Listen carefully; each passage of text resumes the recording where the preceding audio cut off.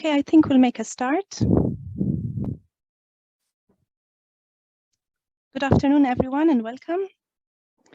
Welcome to the second session of our series of 6 handbook launch sessions. My name is Michelle Patch, and I shall be chairing today's session. Our focus this afternoon will be on the broad range of theoretical lenses in our toolbox, through which we can better capture the continuities, ruptures, and entanglements in EU-Middle East relations. Our esteemed contributors today are Ali Bilgic, Münevver Cebeci, Nora Fisher-Onar, and Hanna Muehlenhoff. I will only briefly introduce our speakers today to enable us to have more room for discussion after today's 4 presentations. More information on our contributors can also be found on the Amsterdam Center for European Studies link to this series of 6 Routledge Handbook launch series. Ali Bilgic is Reader in International Relations and Security at Loughborough University in the UK. He will be our first contributor to speak, followed by Münevver Cebeci, who is a full professor at the Institute of European Studies at Marmara University in Istanbul. Then we will have Nora Fisher-Onar, who is Professor of International Studies at the University of San Francisco, and Hanna, who is Assistant Professor of European Studies with a focus on Europe and the world at the University of Amsterdam. Ali will kick us off by analyzing the power of naming a geographical space and how this essentializes and instrumentalizes a certain Middle East for European Western geopolitical interests. Münevver will then explore how the EU constructs the Middle East in its relations with various actors. Nora and Hanna conclude today's seminar by analyzing EU-Middle East relations through the lenses of postcolonial theory and feminist and queer perspectives, respectively. Each speaker has 15 minutes, and after that, we will open the floor for Q&A. All participants have the opportunity to have their mic set on if they wish to ask a question or make a comment, but not your video. You can also ask a question by raising your Zoom hand or just pose a question on the Q&A function at the bottom of your screen. I will keep an eye on questions as they come in, and I look forward to today's session. Ali, the floor is yours. Thank you.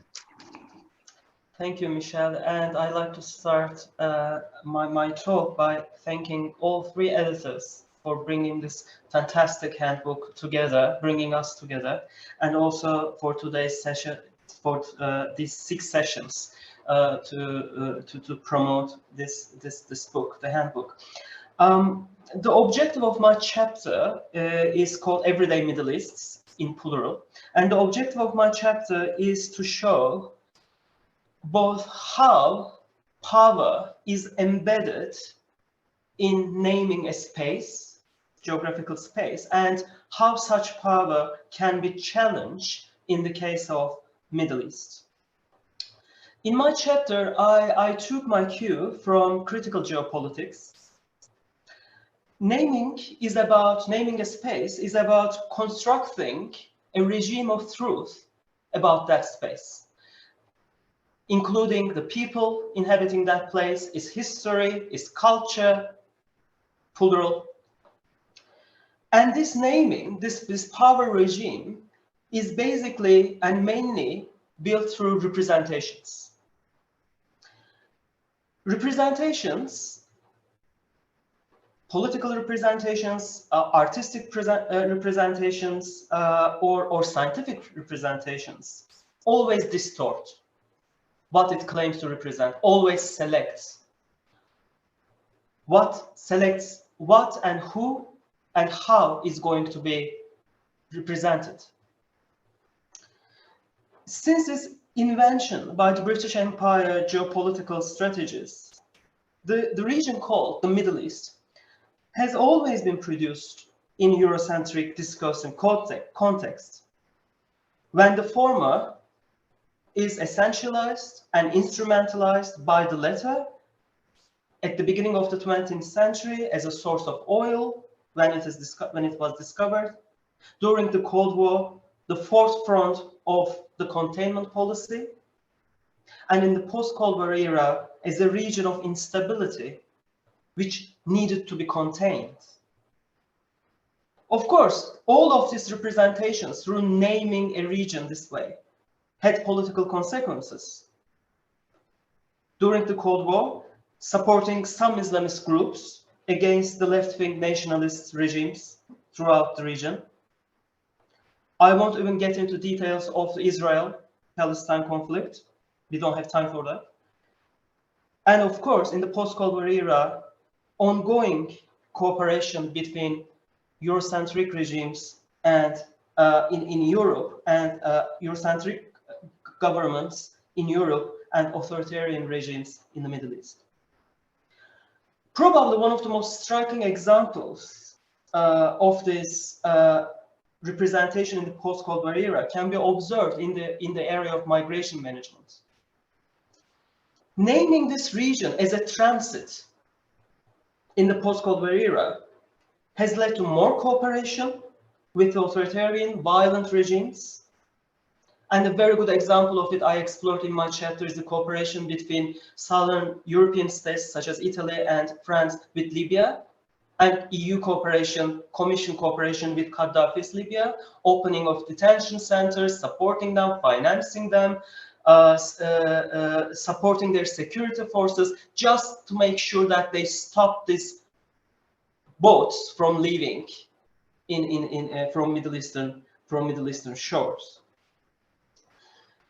But of course, there is an alternative to this, and in my chapter, I found this alternative in critical migration scholars, and it is called countermapping. Countermapping is about challenging truth claims of these Eurocentric regimes, naming regimes, and explores how borders are made or unmade in cafes, in prisons, in deserts, in homes, in private spaces. And in this way, these geopolitical borders imposed on this region are being looked at from a different perspective as lived realities of people, and explore how these people in their everyday lives appropriate, challenge, reframe, or resist these geopolitical borders that is imposed on the region. And this led me to the second part of my chapter, Everyday Middle East. Here I've taken my cue from Everyday IR studies.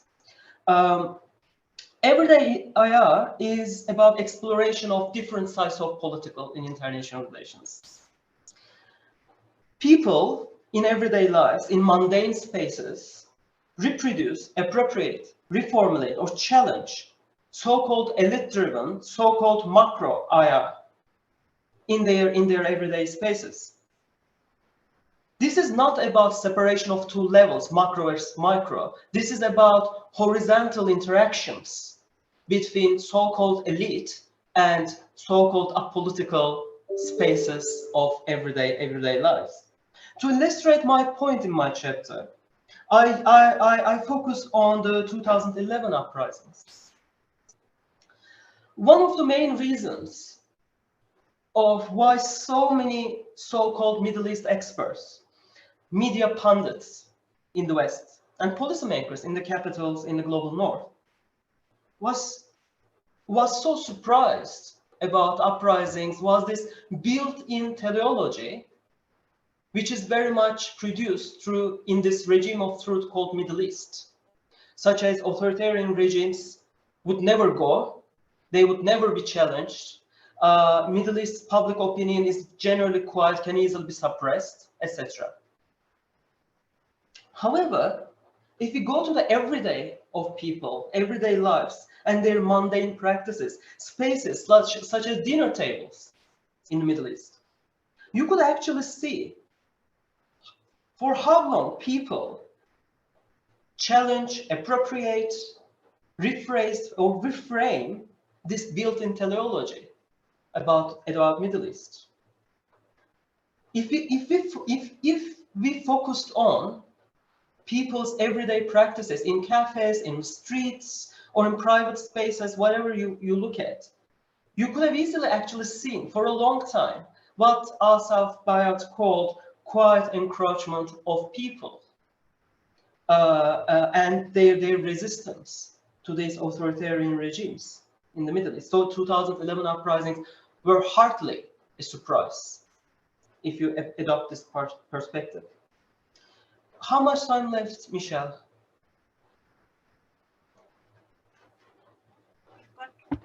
Sorry, you've got about 7 minutes, Ali. Okay. So I think for the rest of my talk, I can a bit talk about why I think this everyday Middle East is very important. First of all, I like to highlight the plural part of it, Middle East's part, because Middle East, or any region actually, can be made and unmade everywhere in the world. Middle East can be in London as well as in Greenland. London can be in Beirut as much as in Jakarta or in Mogadishu. Every day, when people move, when people interact, when people perform politics in their everyday lives,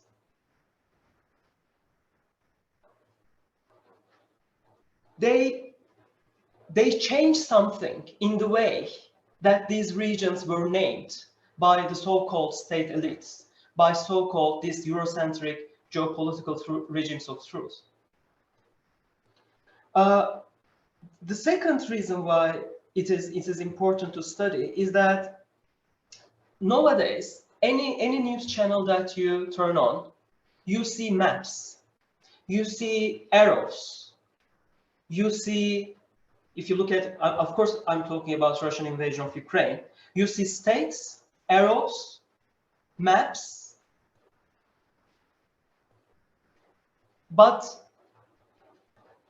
people are generally represented in this as generally the victims of these geopolitical imaginations.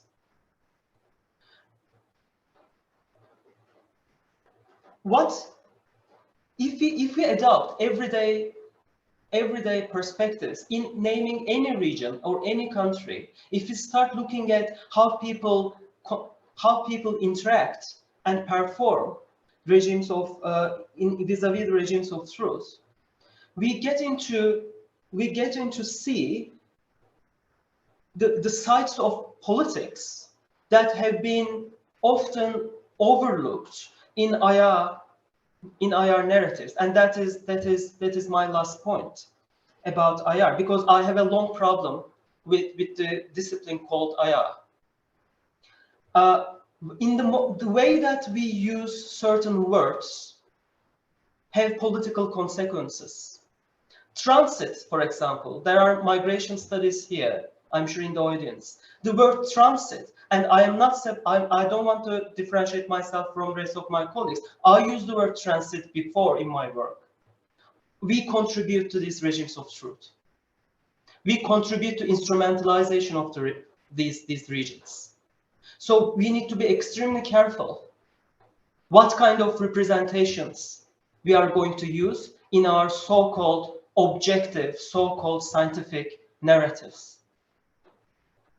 And because all our representations make points about who should be represented and how they should be represented. So I'll leave it here. Thank you for listening. Thank you so much, Ali. And I think you've brought up a couple of quite crucial points, actually. And one of the things that perhaps we can open up later for the Q&A session is, how all this fits into the big discussion about IR and area studies, because you make me think a lot. Actually, there's so much value in area studies when IR is so poor, right? So that would be one of the things that I would really like to pick up and take on. But you raise a number of other issues that I wouldn't want to mention at this point, but thank you for that. I think you've opened us to a very interesting, session. So without further ado, I'll move now to Münevver, please. The floor is yours. Thank you. Thank you so much, Michelle. I would like to start by thanking our editors as well, because they did a great job in editing this handbook, which was rather challenging. I know it by heart. So, thanks so much for achieving this very crucial and difficult task. And also thanks for organizing these panels as well. Well, in my chapter in the book, I again used a post-structuralist framework to reveal how the EU constructs the Middle East. There, different from Ali's approach, I took on an approach based on the main binaries, the major binaries used or employed to mark the difference between the Middle East and Europe, and the Middle Eastern other of Europe and the EU Europeans in that regard. So the major binary in that regard was, for me, the superior Europe, inferior Middle East binary. And actually, Michelle was very inspiring. Michelle's work was very inspiring for me, as she referred to the construction of the Mediterranean partners of the EU as learners or adopters of European norms. So it was a good point for me to proceed from. So in that regard, what I did is that I looked at the three dimensions in which EU-Europe constructs the Middle East as such. The first one is the security dimension, second, political cultural dimension, and the third is the socio-economic dimension.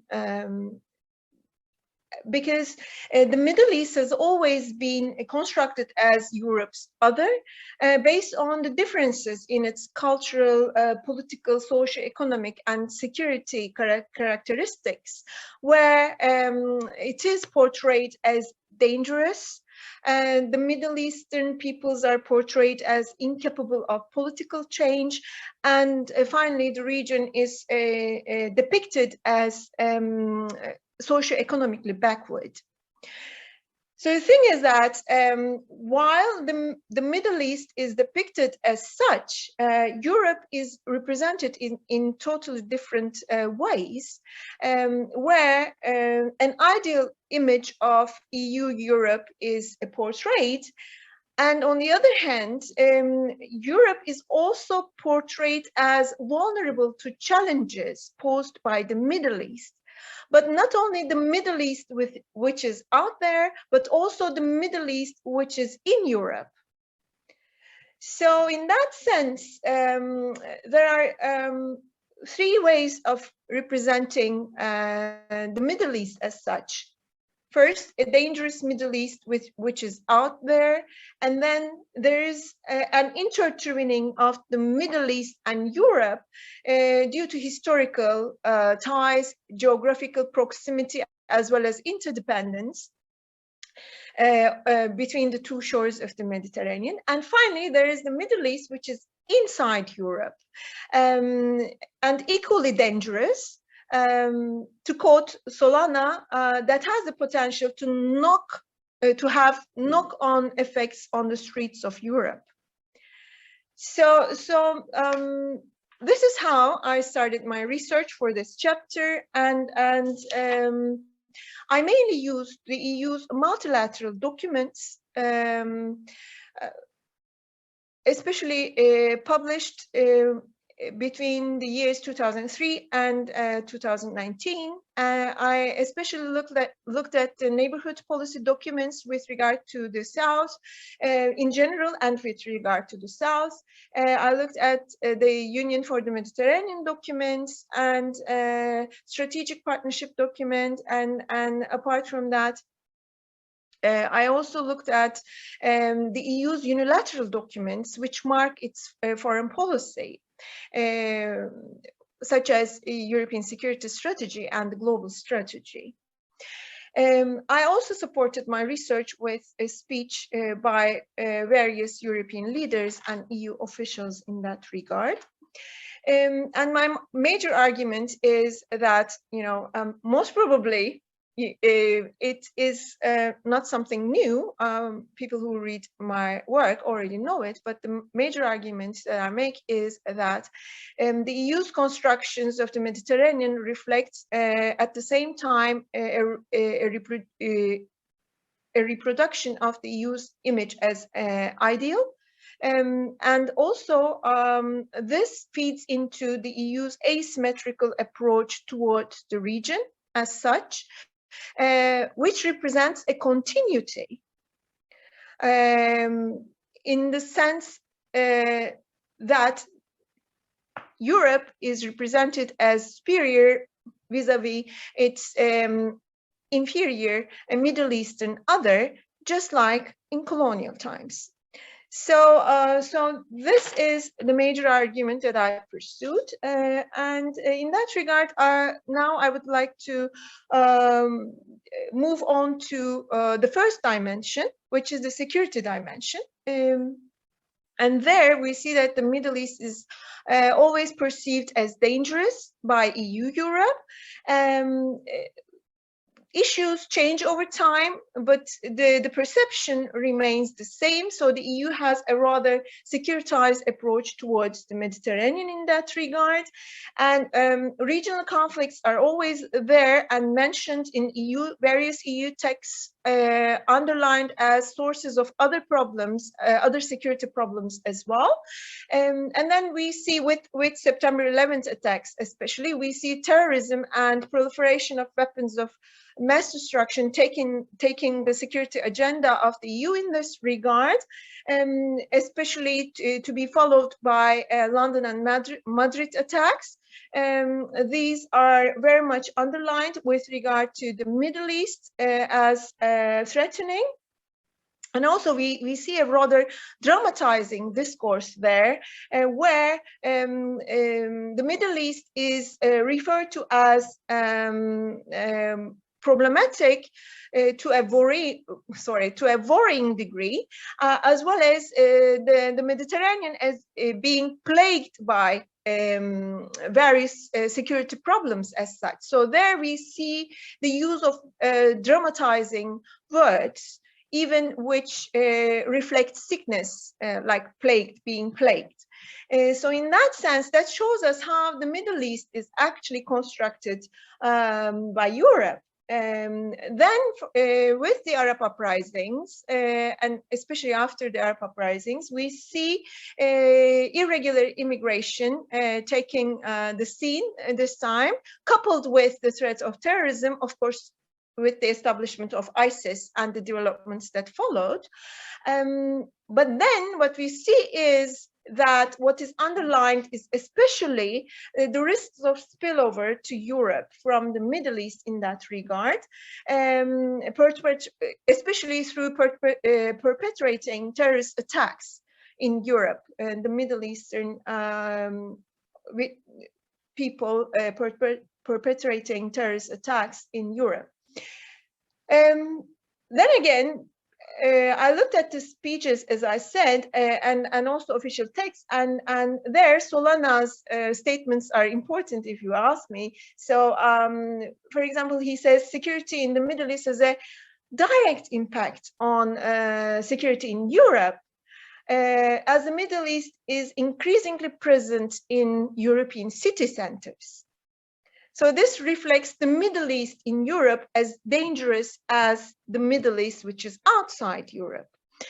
And of course, this automatically legitimizes continuous engagements with the Middle East, as openly written in the European security strategy and also in the EU's global strategy as well.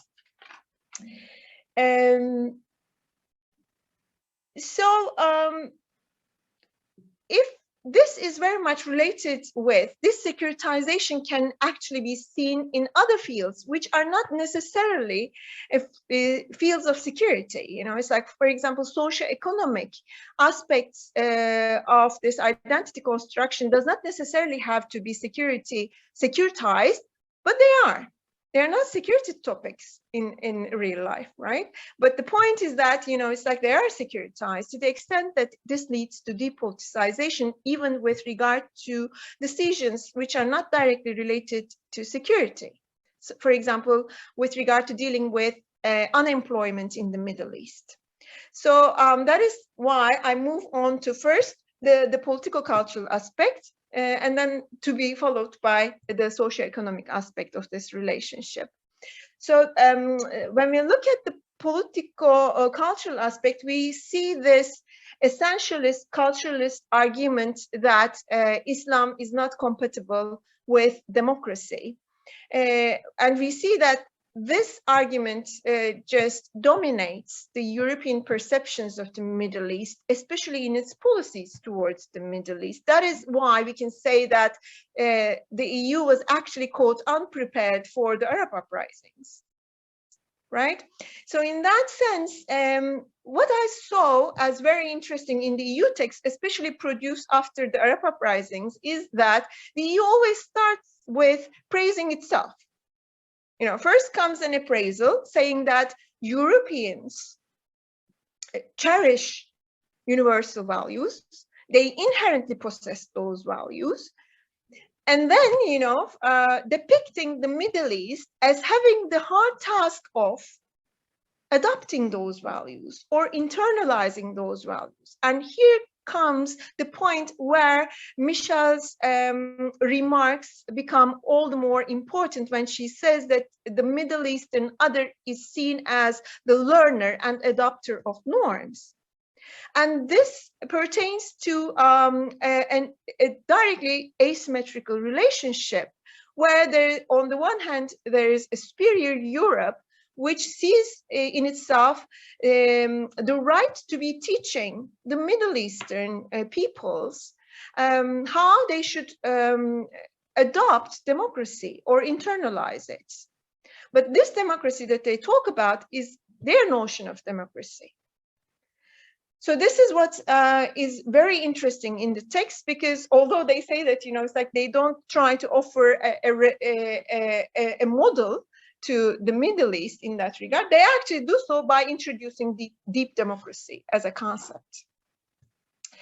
Then again, you know, it's like the wording is very interesting because it even goes further to say that the EU has a proud tradition of supporting democratic transformation and offering expertise in this regard. A proud tradition. You can also find the words in the speeches of EU officials just saying that, for example, the EU champions these values. So in that regard, we can see this binary of superior Europe versus the inferior Middle East. On the other hand, there is a socio-economic aspect which is very much securitized by the EU, especially in terms of economic development, unemployment, and youth employment. Especially the youth is very much, the Middle Eastern youth is very much securitized by the EU. For example, when you look at the strategic partnership document, you see that the engagement with the youth is underlined and this is referred to as a single overarching concern and a burgeoning challenge for Europe. And Carl Bildt also, back then Foreign Minister of Sweden, refers to the increase in the population in the Middle East as carrying opportunities as well as problems. And he underlines that this might bring despair and destruction to Europe if not controlled. And thus, Europeans have a tremendous stake to engage the youth in the Middle East.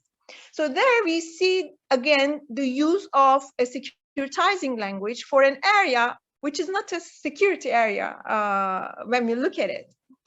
But this brings about depoliticization, ripping the local agency off from the locals' hands. So in that sense, we see that this, to conclude, I should say, this brings about the point that I make in the beginning. The representation of the Middle East is imperfect and dangerous vis-a-vis a peaceful and ideal Europe, just gives the EU the legitimacy to intervene, to establish an asymmetrical relationship and to intervene in the Middle Eastern affairs as such. And this is actually the continuity that we talk about in the handbook in general, which is not very different from colonial times. So thank you for listening. Thank you so much, Münevver. And one of the things you reminded me of when you were talking is the recent reproduction, the current war in Ukraine, how Europeans are reproducing this image of European solidarity. And how this was not so the case, you know, when it came to refugees in particular from other parts of the world, right? So it's very interesting what you say about, you know, how we have this kind of binary again. But this time, you know, it's not just the Middle East, which is dangerous. Now the new enemy is Russia, right? And I'm just asking myself perhaps something to think about for the Q&A. It seems to be a case to me of not doing enough in the past. So now we're trying to overcompensate. And we have forgotten how we have allowed Russians, for example, to corrupt our democracies when we have allowed them to, you know, clean dirty money in our banks and through, you know, buying our properties and buying football clubs. And then, you know, so it's very interesting when you talk about, you know, this ideal, this model of Europe as the democratic kind of, you know, pedestal. I think we have a lot to reconsider and rethink in the current climate. So thank you very much for that. It was very, very interesting to hear you and also your development since you wrote the chapter. So now we move on to Nora, and Nora has some slides to share with us. So the floor is yours, Nora. Thank you.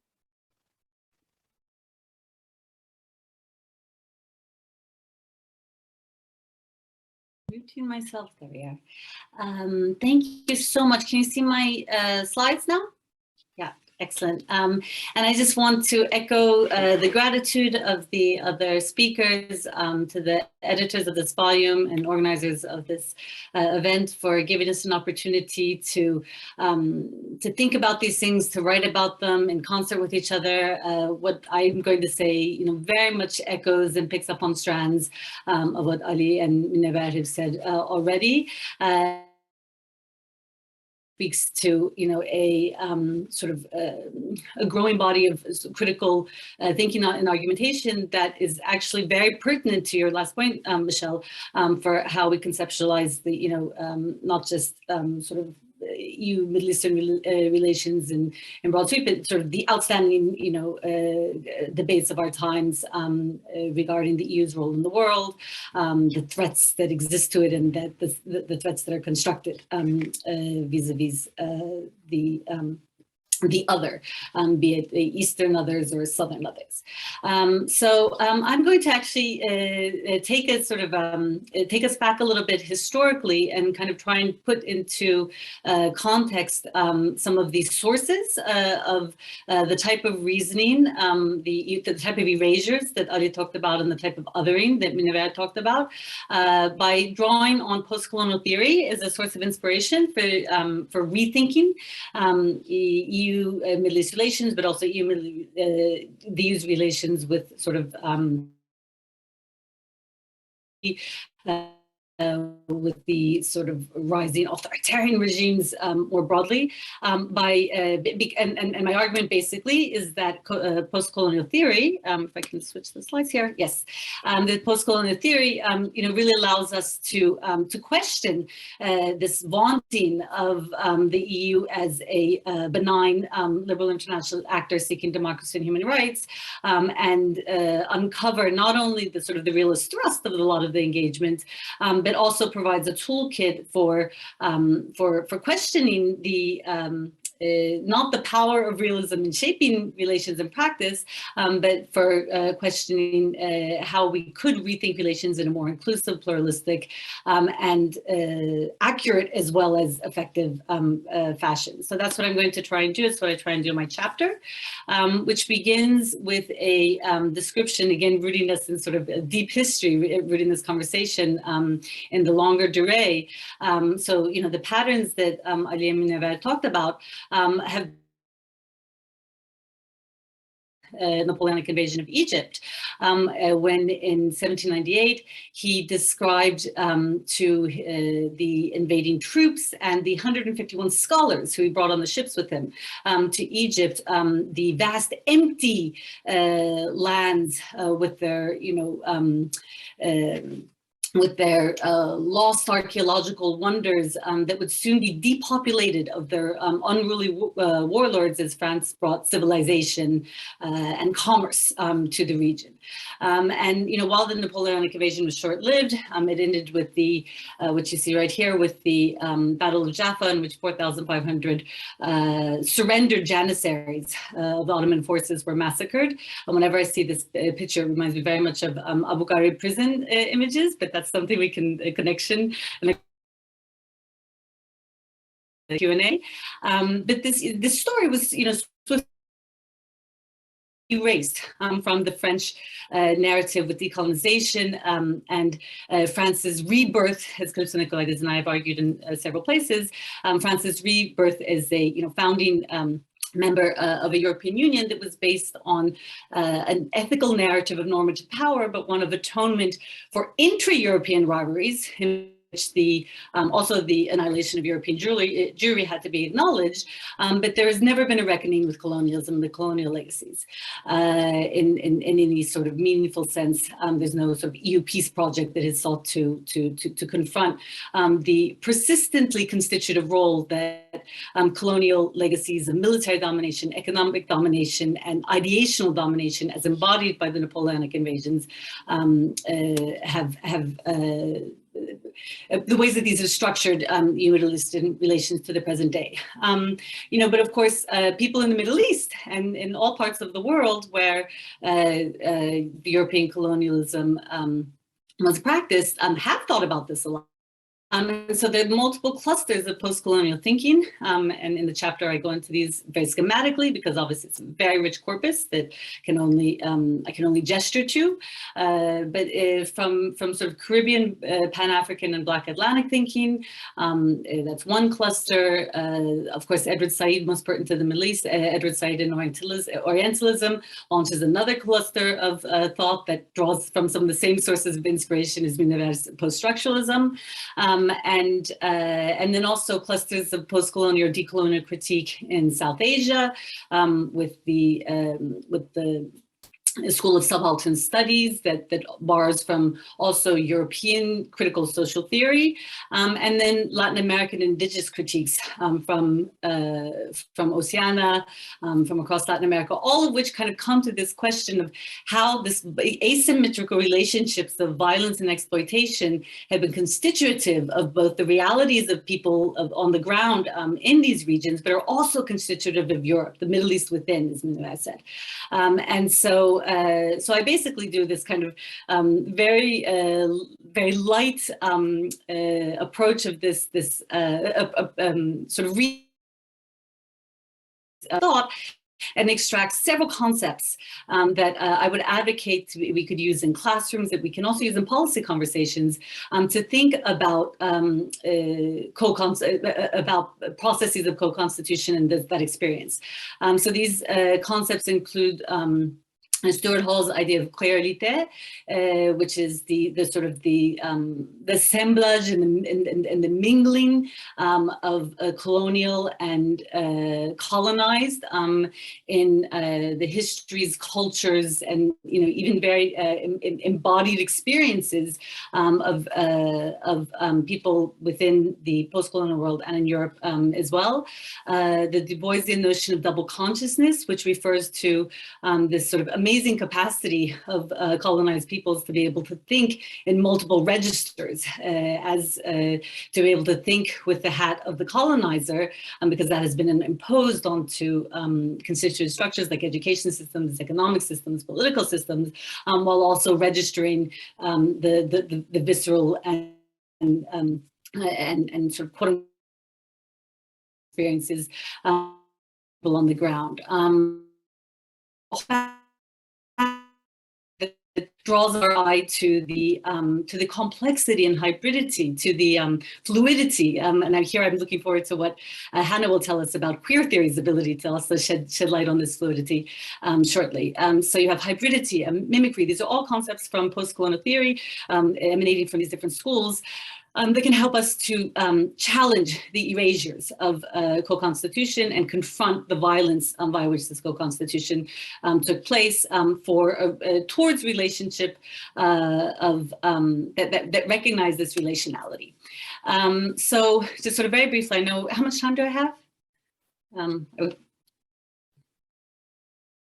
Probably. Nora, you have 7 minutes, and please just be aware that sometimes your connection is coming out and in. So perhaps if you can just maybe stay a bit stable. Yes. I don't know, because you seem to be, when you're coming close to the screen, it seems to be stable, but when you move away from it, it seems to play about. Okay, I will try. Okay. Hopefully this will work better. And in my remaining time, so again, I'm going to go through very schematically. Of course, I invite the audience to engage the chapter and the book, which, parses out all of these sources and arguments. But basically, this all of these different sources of postcolonial thought, they emerge autonomously in different places and at different times, but there's family resemblances to the political programs and the international relations that they authorize. And so we see this crystallize in sort of international relations practice from at least 1955 onward. This is often referred to as the Bandung moment. This is the Asian African conference that brought together a group of nations that came to identify as the non-aligned movement. They wanted to be associated neither with the former colonial West or nor to be controlled by the Soviet bloc, and so the communist bloc. And so this large gathering of post-colonial nations kind of launches in spirit, if not so much in practice, a set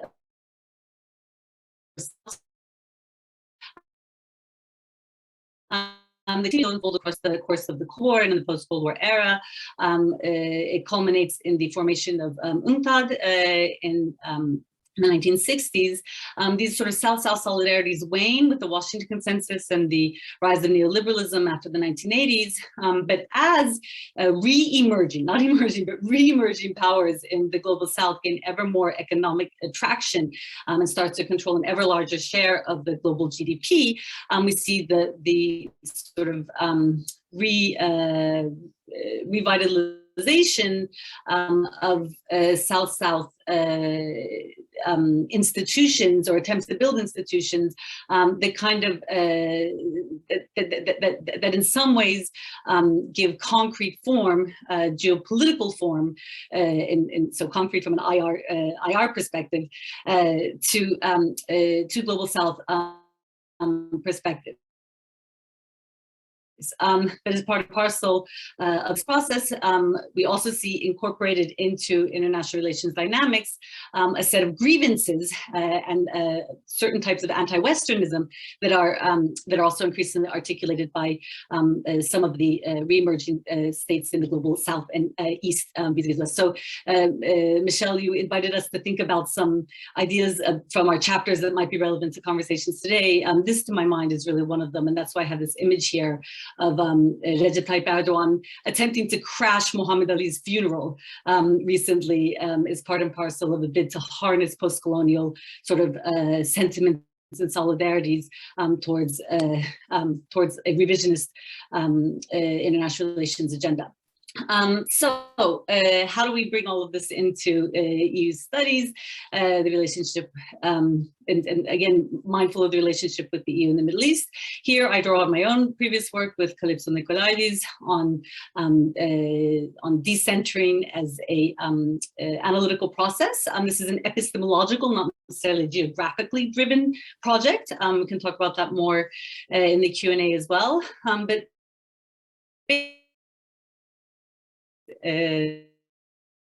everything you can do, everything in the world you can bundle into 3 bullet points if necessary. In 3 neat steps, we call for recognition of the non-universality of EU perspectives, even within the EU. We call for engagements of a plurality of perspectives and reflexivity vis-a-vis the plurality of perspectives on issues of a geographical and regional perspective. Oops, I think my connection is unstable again. But also again reflexively within the context of recognizing the others within the EU, and then we call for reconstruction towards a more inclusive multi-log, or I recently saw a publication by Giorgio Shani calling for a plurilog of about international relations. So I apply that logic very briefly. I apply it to why liberalism needs to be decentered, and in so doing we can recognize Middle Eastern and Global South agencies in the Constitution of Europe. So this basically is a way to sort of debunk the exceptional story that Münevver was talking about Europe's benign power. I also call for decentering through these 3 steps: provincializing engagement and reconstruction, provincializing realism. This I find quite interesting and pertinent to our moment, because obviously the EU is having a sort of realist turn right now with given what's happening in Ukraine vis-a-vis Russia, and even prior to the Russian invasion.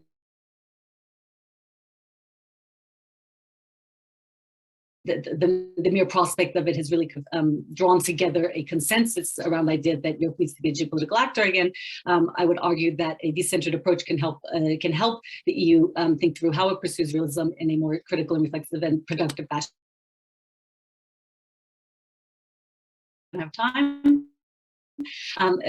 Ultimately, my argument is that if you provincialize realism and liberalism by recognizing that both frameworks were forged in the crucible of European state building and colonial practices since the early modern era, and if you recognize that that was all implicated in colonialism, then it does open up, again, drawing on these insights from postcolonial theory like hybridity and mimicry and créolité. It does enable us to recognize that plurality of voices out there that Ali and Münevver were talking about in the form of, say, the role of labor and unions and the role of labor of human beings trying to cross from North Africa to Europe. It opens the mind to their humanity. It's kind of shocking that this needs to be underscored, but it does over and over again. Likewise, you can recognize a real plurality of women's activism in the region that in many ways could be aligned with EU agendas, but right now the way the EU frames its engagement, it sort of privileges a certain type of women in the region, and also positions the EU as the white savior. That's another thing we can come to in the Q&A.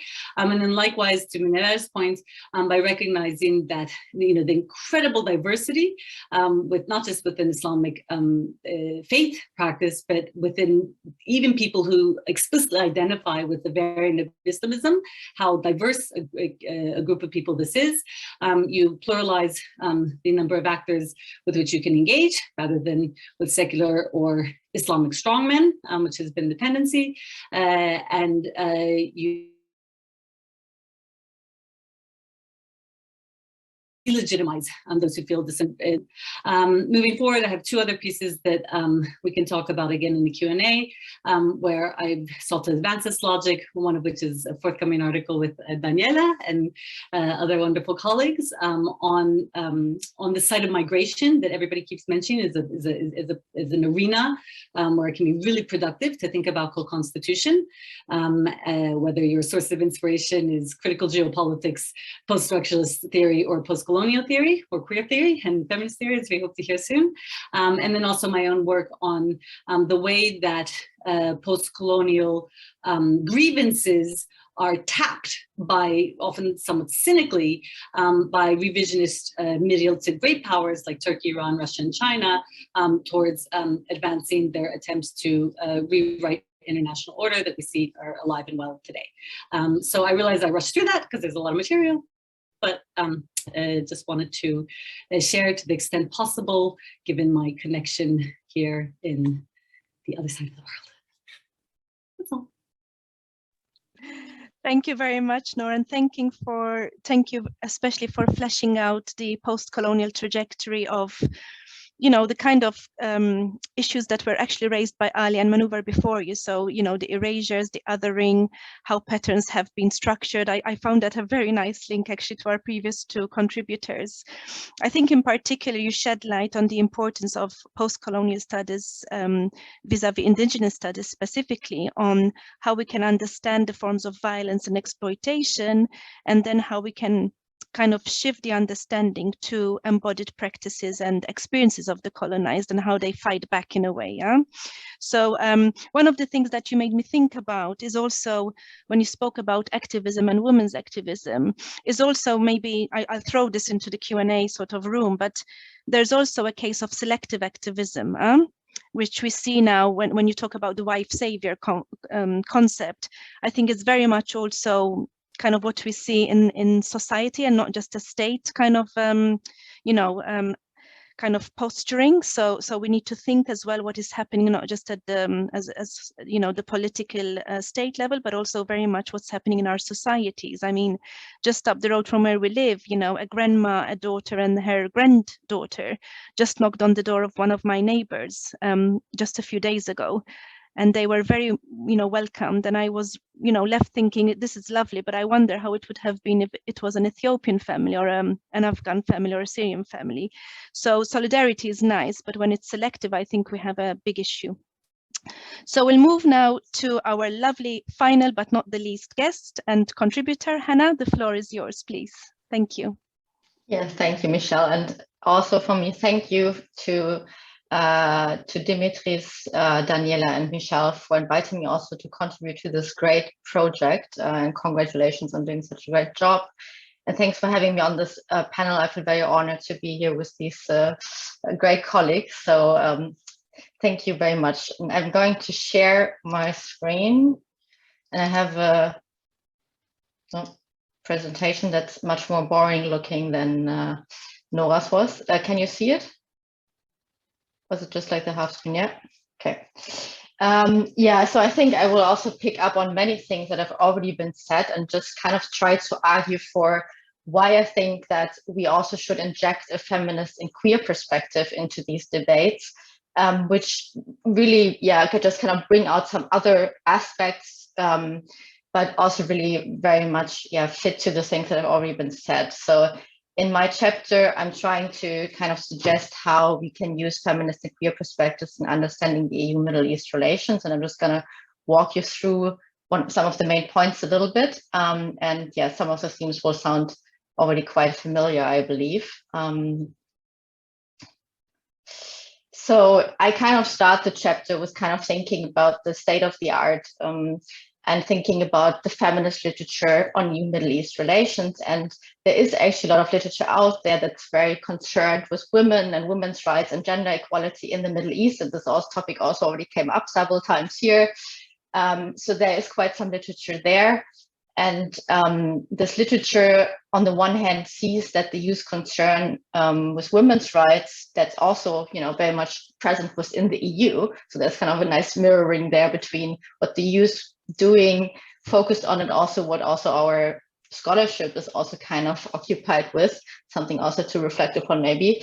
But the youth concern with women's rights often translates either into human rights funding, which is kind of one area of research, so civil society funding that's focused on women's rights, or it translates into the support for women's integration into the workforce, so to the integration of women into the market economy, and that's kind of another area in which the EU is very active, and also on which there's quite some research in relation to women and gender equality. There's some research, but to a lesser extent, on LGBTQI rights promotion in the context of EU-Middle East relations, also especially in relation to Turkey.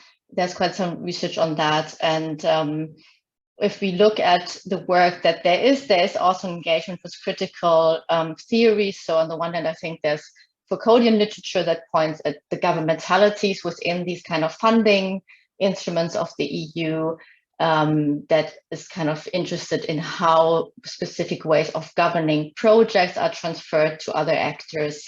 It's kind of critical of this kind of projectization of rights issues.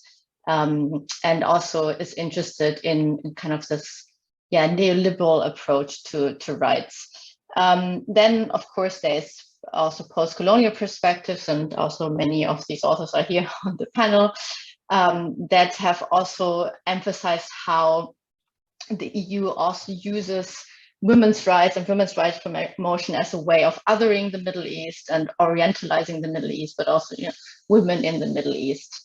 But also actually men, as we will come to later. I think overall the literature has already kind of demonstrated that the EU approach is not very perceptive of the complexity of women's lived experiences abroad. And this was also already mentioned, that there's kind of, there's maybe an understanding of secular women's rights groups or Islamic women's rights groups. But even there, I think there's quite some still lack of understanding there. But there's not a very complex understanding of the situation in different contexts. And based on this kind of existing literature, I then suggest that we really need to move beyond women's rights and gender equality promotion in our kind of feminist work on the EU-Middle East relations. So I'm kind of lacking, or I'm missing a stronger engagement with EU-Middle East relations from a feminist and also from a queer perspective that doesn't focus just on, not just, but doesn't focus on women's rights issues or gender equality, but really looks at generally the policies, the discourses of the EU towards the Middle East from a feminist and queer perspective, and looks at how they reproduce gendered representations that are also often racialized to legitimize its policies, but also to create its own identity, also an aspect we've already heard several times now. And this also implies that we move beyond these kind of human rights promotion policies and also maybe move beyond the focus on the European neighborhood policy, or in the case of Turkey, that would be, of course, enlargement policy as a core focus, but look more at how also other policies, and it was already mentioned, migration policy, of course, is one a sphere. Also, Ali has done a lot of work on this, or also EU security policies are gendered and racialized, but also sexed in their discourses, practices, and effects. So I want to kind of tell you what I mean by this, or what kind of the central ideas are of these feminist and queer approaches and what they can tell us about EU-Middle East relations. And I start with the assumption that international politics are gendered and sexed, and I follow here the work of Cynthia Weber. To give you kind of one example that has come to my mind in the past weeks, also relating to the terrible situation in Ukraine, I think there we can see now extremely clearly how kind of the private and the international are connected. So there's a situation that men in Ukraine between 18 and 60 years old cannot leave the country, but are supposed to fight in Ukraine. And I think it's quite clear how this is, of course, extremely gendered. There's an assumption there that men will have to fight for their country, for their nation, but also that their partners, women are carers, and women and children have to be protected. And of course, it's also very heteronormative kind of assumption implicit here, but also there's assumptions about sexuality in here. So if you already think about a gay couple with children, that would already kind of challenge these ideas of who's caring, who's not caring. But even then, that's still kind of relatively heteronormative idea of family. So different ideas of family and caring do not have a place here in these kind of constructions and ideas. Well, of course, I understand gender and also sex as socially constructed, and its meaning is produced for everyday discourse and practice, and gender is always a relation that's constituted by power difference and hierarchies. And based on this, I say that we should ask rather, how do EU policies disrupt or produce racialized categories and hierarchies of gender and sexuality? So what kind of gender is actually envisioned in policy, instead of saying, are these women's rights promotion policies effective, but rather also interrogating what is actually here being promoted and what is kind of excluded. And I suggest in my chapter especially that two ways or two ideas from feminist and queer theory are interesting for doing so. And the first one is the idea of how protection works in international politics. And feminist scholars have already thought about this quite early. So there's kind of already famous work by Spike Peterson, how protection is kind of part and parcel of the patriarchal state. So in a sense, the patriarchal state is trying to provide protection for women from kind of the violence that the patriarchal state is actually exercising itself. And if we kind of apply this to EU Middle Eastern relations, we see also how protection works here and how different ideas of masculinity and femininity are at play. So for instance, often, and this was also already mentioned, I think early on by Ali, we see that men from the Middle East or in the Middle East, we also already had this was kind of within Europe and outside Europe, are kind of assigned kind of a hyper masculinity, so especially aggressive, violent, etc. Whereas women are actually assigned a kind of a hyper femininity that means that they're especially weak and especially marked by victimhood and motherhood. And this then in turn actually positions the EU in a situation in which the EU can act as a protector of these women abroad, and can kind of play the role of, portraying the good masculinity, the civilized masculinity that enables it to protect women in the Middle East, but also enables it to protect its own citizens. And actually, when you look at this, it becomes clear that this only works actually through the intersection with race, because race is here doing the work of defining which kind of masculinities and femininities are assigned to specific bodies in specific places. So there's kind of a hierarchization that only works through the intersection of gender and race here. And the second aspect I wanted to highlight is the idea of visibility in international politics from a feminist and queer perspective. And I think it's so important to really think also about sexuality, because I think if we only think about gender and also then even worse, focus only on gender policies, we cannot really challenge the patriarchy in international relations. And here a quote from Laura Schoberg, who kind of once wrote that the normalization of exclusively heterosexual desire serves to maintain the biological and social reproduction of nations, differentiate group identity, and shape political ideologies. Well, feminists have kind of also long argued that this kind of ideas of gender and the family, they uphold the idea of the nation, and they are kind of part and parcel of this imagination of the nation and its reproduction. And part of this is also heteronormativity, of course, and the idea of the heteronormative family. And we also see this at play when we also look at, for instance, how Putin has attacked gay rights and has kind of used this also as kind of a way for identity creation. And we also see this, of course, in other contexts, also in Turkey, for instance. Yeah, but what I want to get to is that a lot of the feminist literature has always argued that visibility is important and that invisibility in international politics is a form of violence. And what I think is interesting here when we look at the queer literature is that it also gives us a bit of a different perspective of looking at visibility. This literature has also reflected upon how visibility can also be violent and can be also non-desirable, because visibility is linked to being out, and being out is of course also a privilege that's only possible in specific contexts.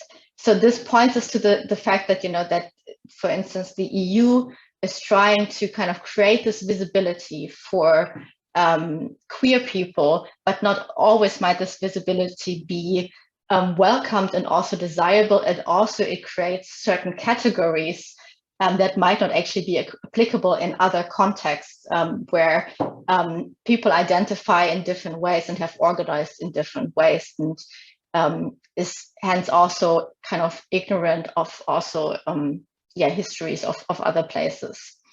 And moreover, this is also used again kind of as a marker of progress and modernity and civilization. So we have this idea of the LGBTQI friendly Europe that is trying to promote its ideas elsewhere, and these people elsewhere are kind of less developed and are in need of development. And that also kind of creates this idea of the EU has to civilize others. In addition, I already kind of mentioned this, I think what's really central, and it connects also, I think, maybe to what Nora was talking about in her presentation, is that there's really, that it's a very specific kind of queerness or transness that is being created here, that it does not maybe, that includes people that do not identify in these ways and do not fit into these specific categories in these specific places in which the EU is being active. I mean, that's also, of course, very context specific, and it's also very generalizing to talk about it in this way.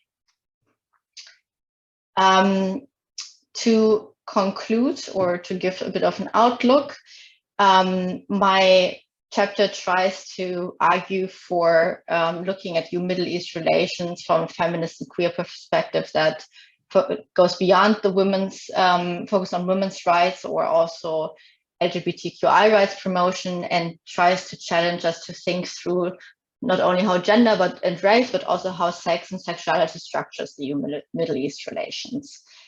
And I already pointed at the ambiguous politics of protection and visibility that play a role here, and the ways that sexuality also contributes to othering and identity making in international politics. And I think this is very central, because otherwise we might end up reproducing the patriarchal international order at the expense of justice in international politics. So the commitment in the end is to on the one hand study what is silent, so as feminists would say, right, to make kind of the invisible visible, but also moving to centering the stories of people, but also acknowledging that there's not one story, and that's of course often quite complex when talking about these things in these kind of broad ways of EU Middle East relations, and we need to really study this in very specific places with their histories and specific contexts. Thank you very much. This was from my side. Thank you very much, Hanna. I think one of the takeaways for me, apart from the very nice connections you made to the previous contributors' notions of representations in particular. I think there is this kind of call in your work to use these two theoretical lenses to take seriously the politics of identity. But also I think there's something about the EU's own invisible toxic masculine violence in the constructions of the Middle East. So I'll open the floor now to questions from the audience. We already have a couple in the Q&A section. So the first one is to Ali, and it's from Paul Arts. And the question is, if I may read, you rightly quoted Assef Bayat's notion of quiet encroachment, but shouldn't one admit that Bayat was one of the very, very few who saw the Arab revolts coming? Ali seems to argue that he also predicted the uprisings, but isn't he, just like so many others, using the benefit of hindsight? So that is the first question that I would like Ali to take. And then from an anonymous attendee, we have one from Münevver. And the question is, do you, Münevver, think there is a difference between Western Europe and Eastern Europe when framing the Middle East? Since in your presentation, you talked about Europe as one undifferentiated entity. How do you explain, according to your research, that the EU's discourse on the Middle East as a threat has not changed despite waves of protest in many Arab countries? So I think we'll start with those. Ali, please. Thank you. Yeah, sure. Thank you, Michelle. Thank you, Paul, for the question. No, that is not what I was arguing here, and I actually don't care if he used benefit of hindsight or not when he was formulating that concept. I like the concept quiet encroachment of people. Why? As a discipline in international relations, we love spectacles. We love big shows, big events, wars, revolutions, big events, scandals. We not only love them, we feed on them, we suck them, we build our careers on them.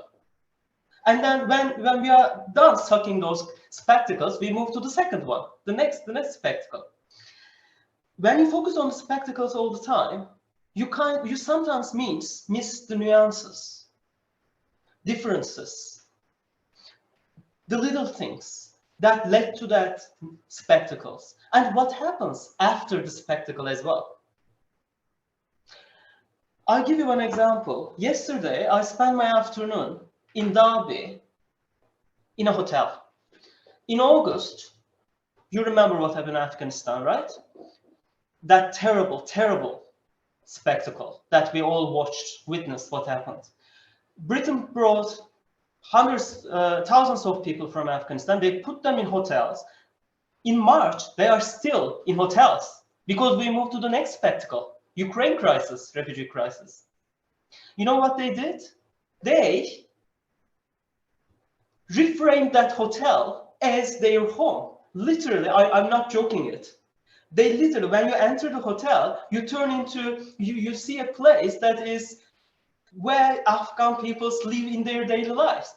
When I was talking to them, they were bringing me some tea, they were bringing some food from the kitchen. They reappropriated the place. That's what I meant by quiet encroachment of people. Why can't we study that as Middle East? Yeah, and actually that's not very quiet either. Maybe we can reframe what Asaf said earlier. It wasn't very quiet, it was very silenced because we silenced them. Thank you, Ali. Münevver? Yes, thank you so much. Thank you for the question as well. It's actually a very good and appropriate question, but the answer is actually in the book, in the footnote, where I define what I mean by the term Europe. The thing is that, of course, there are differences in European constructions of Europe, but here I took the dominant one, and especially I looked at the EU's official documents and speeches by EU officials here. I did not particularly look at Eastern Europeans as such, you know, forming, for example, their public opinion. Because the thing is that, as I refer to it in the endnote as well, civil society's views, for example, differ a lot from EU officials' views. First of all, I should say that. And actually, with the leadership of Daniela, we made a Horizon 2020 project where we interviewed both EU officials and civil society organizations in Europe as well. And there I was doing interviews with the EU officials. For example, I interviewed Eastern European EU officials as well, but their point of view was exactly the EU's point of view that I reflected here, whereas Daniela's research showed that civil society organizations in Europe thought very critically of the European approach towards Southern Mediterranean partners, for example. So in that regard, of course, we're not talking about a homogeneous Europe here, but for research purposes, for being analytically relevant, I just took the EU official speeches and EU documents in this regard when I named EU Europe as such. So this is the answer to the first question. And with regard to the second question, especially, the EU's perceptions of threat after the Arab uprisings, the thing is that the EU's view did not change. The nature of the threat that they were talking about changed because, it shifted towards irregular migration, tagging it as, the refugee crisis, and also, with ISIS, this coupled with the terrorist threat as well. But apart from that, I think what you're asking is that after seeing that quest for democracy in Arab countries, didn't the EU Europeans' view of those societies change? Well, not actually, because the thing is that the Arab uprisings and the Arab quest for democracy was rather seen as an anomaly to their culture. And that is problematic. So that is the major point. And this is also reflected even in European global strategy, when, for example, it talks about principled pragmatism, especially with reference to the southern neighborhood. Or when we look at the interpretations by European scholars, for example, Sven Biskop just says that you don't have to be friends with Sisi, but you have to get into transactions with him, because this is what is needed. And this is exactly what principled pragmatism is about. And this is what is meant by taking off the EU's rose-tinted glasses, I guess. So in that sense, nothing has really changed. So the perception of the threat is still there, because the Arab uprisings and the Arab quest for democracy was rather seen as an anomaly to their culture.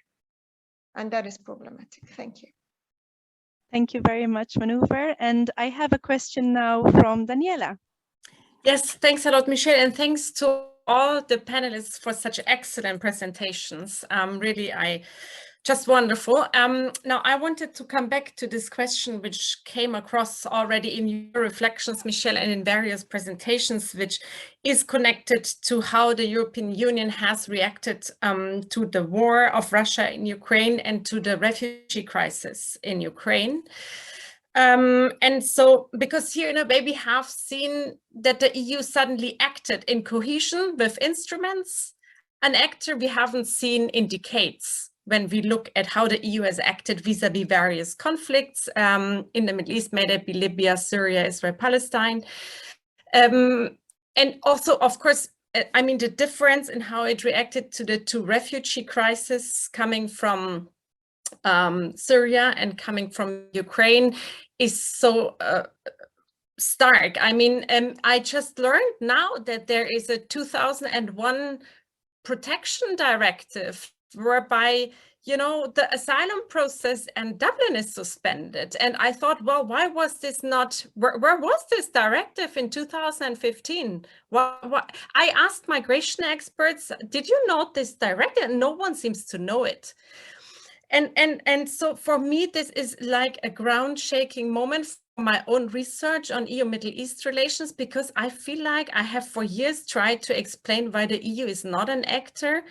And now I'm like, wait, it is an actor. And so I just thought, I don't know, some of you already reflected on this, but I have this question. On one hand, where do we go from here after we have seen this?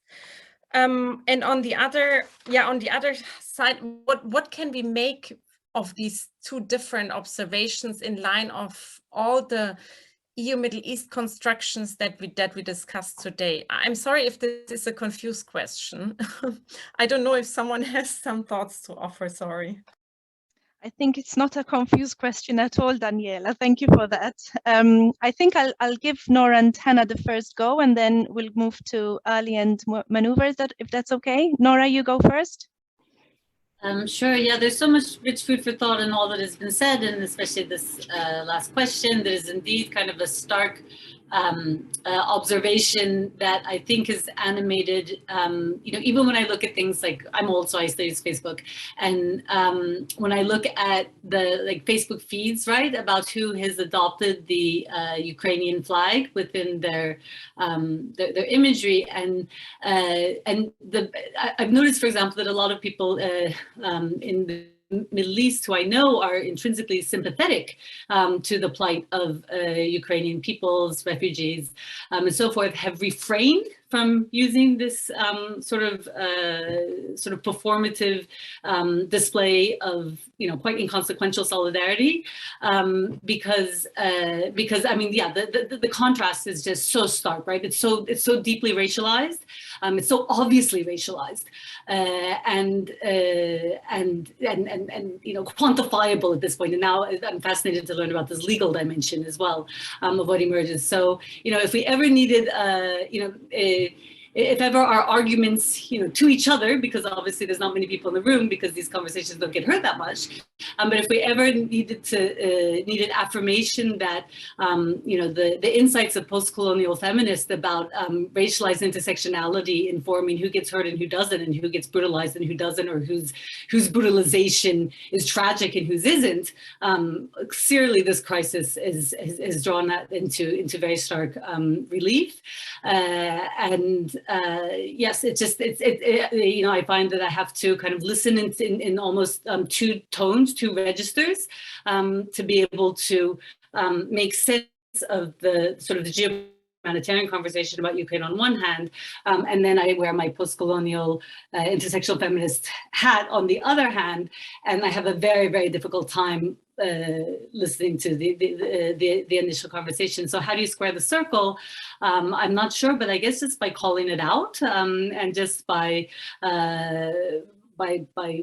foregrounding this dissonance, and yeah, I mean, it's obviously, it feels Sisyphean in terms of its proportions as a task, but just very briefly, because it was something that Münevver said as well that I think also reinforces this. We really have to break somehow you have to break. I'm not calling for Fanonian type of Fanonesque type of rupture, but somehow through just the amplifications and persistence of these sort of decentering, critical, and reflexive efforts, we have to break the assumption that somehow tragedy is endemic to the Middle Eastern condition, and that it's okay to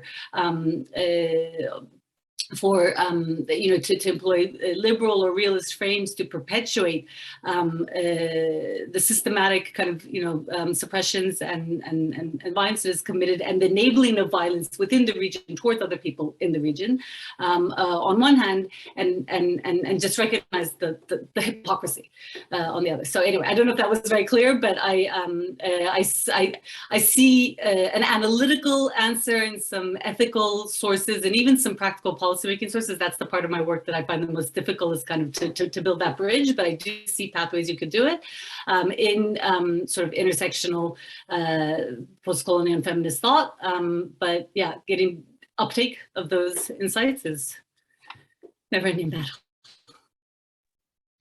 Thank you, Nora. And I'm not on Facebook anymore, but I think the first group we need to call it out on is our own academic fellows. So Hanna, what do you want to say on these very important questions? Yes, thanks very much. And yeah, I mean, I couldn't agree more with what Nora and Daniela already said. I mean, what I also find, or where I have a lot of unease with, is really there's also this praise for now European unity, and which I think, again, because it is so racialized, the response and selective to this war and to the refugees coming from Ukraine, that I mean, I think there's quite a danger of reinforcing or even further building up this idea of kind of superiority, European superiority or civilization in some sort of way. I mean, obviously this is great that refugees are being, that this temporary protection, I think this is what it's called, directive, is being used. But I have a lot of unease with kind of this whole portrayal of the EU at the moment in this kind of way. And I think it's happening because of the kind of racial dimension, but also it's happening because some Eastern European countries, such as Poland, they are also on board with this because it also fits their narrative. So here we actually have some sort of, I think, coalition or consensus between member states coming from kind of different ideological positions where kind of the liberal and the populist somehow meet. And I see a similar thing in the field of security policy, which I've also been observing or analyzing for a while, where we've already had this kind of,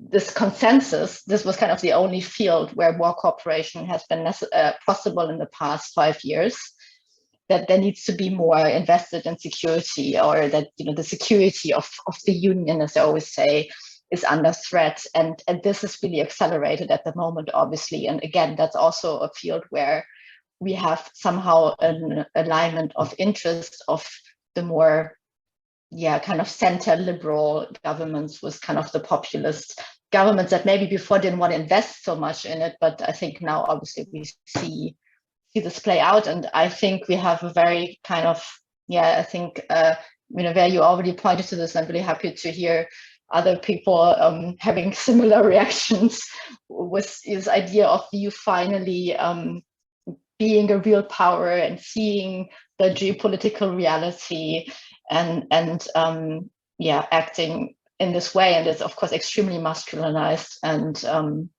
militarized, and that's, I think, always dangerous for for most people and citizens. And we should be I think we should be very critical of these developments. Thank you, Hanna. Ali, would you like to add a quick reflection? Just very quick, because it's 4:30 now. This war has given Europe and the West in general an excellent opportunity to produce itself as the liberal power of the world again, after a decades-long shaking of that role. But probably I don't need to tell this to this group. I'm sure they are also following this as well. The story that is being told about West is not the story that we have been told in the West. Many people are mentioning Yemen, many people are mentioning Palestine, many people are mentioning Darfur genocide, Aleppo, etc., etc. So new Cold War is about to start. We know that, and it will be fought also in Middle East, also in Africa, not only Middle East. Sorry, some Western states are going to struggle a bit. Thanks, Ali. And Münevver? Yes, thank you. All has already been said, most probably. But what I can add is that, I'm not surprised, because this was the case with terrorist attacks as well. because whenever, for example, there's a terrorist attack in Turkey, you know, it's like nobody puts the flag of Turkey in Europe on their Facebook accounts, right? Profile pictures. But, you know, it's like when it happens in Europe, then it's a whole different story. So, so this is the same thing going on. So there's continuity in this regard as well. And then, you know, it's like, interestingly, the answer to the question that was asked to me by one of our participants is also answered here with this, because the Eastern Europeans' approach to Middle Eastern refugees and Ukrainian refugees differ hugely. So in that regard, actually, they behave in the same way as Western Europeans in many regards, and sometimes even in a more conservative way than Western Europeans. Thank you. Thank you so much. And we're almost on time, just 2 minutes over. So there is a very interesting reflection by Nora. I'm just going to read it just in case you haven't seen it, Hanna. But Nora says, I want to learn Hanna's take on Zelensky's performance of counter-hegemonic yet liberal masculinity and its relationship to EU actorhood. So I think we need a drink together in person at some point, because I'm also intrigued by that question. So no, you can actually address that really well as well. Thanks, Nora, for that. And with that, I think I want to conclude this session by first and foremost, of course, thanking our lovely 4 contributors for your engagement, not only throughout the Corona period with the back and forth with us in regards to the handbook, but also for really engaging today and presenting, you know, your real reflections also in the aftermath of contributing to the handbook. I also would like to take my co-guest editors, Daniela and Dimitri, because it hasn't been easy, but we've been through it. But also some people behind the scene, especially Marie and Maria, who are here, and also Deborah Del Piano, who have helped us a lot with the organization. There's a lot of work, of course, to be done that doesn't get to be seen. And I think hopefully we can continue these conversations, because I think we are living in quite challenging times, and as Ali mentioned, a kind of new Cold War is kind of around the corner. So we need to take these reflections seriously, but also to take them, you know, to the broader public. I think that's quite important. So with that, I wish you all a pleasant evening, and I hope you can relax and take care now. Take care.